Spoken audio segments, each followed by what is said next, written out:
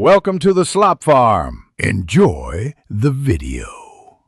You start by confirming the lock style, tubular versus privacy, because the removal approach changes.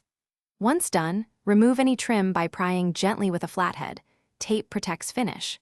Next, use a small drill or a 1/8 bit to make a centered pilot hole through the face of the knob if there's no visible release. Make sure to hold the tool steady. You are making access for a tension wrench or pick, so precision matters. With a pilot hole made, insert a pick or a rigid tool to locate the retaining clip or spindle slot. You're feeling for the mechanism inside.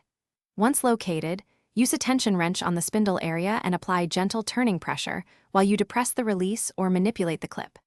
If the knob has a small pinhole on the face, a straightened paper clip or 1/16 drill bit pushed in will trip the release. Work slowly to avoid damaging the door.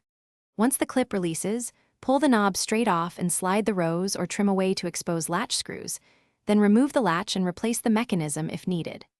If the latch remains stuck, try inserting a flat screwdriver through the strike plate opening to push it back while someone turns the knob.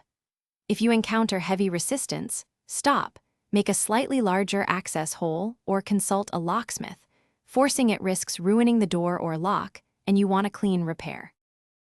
Thanks for watching. Consider subscribing if we helped you today.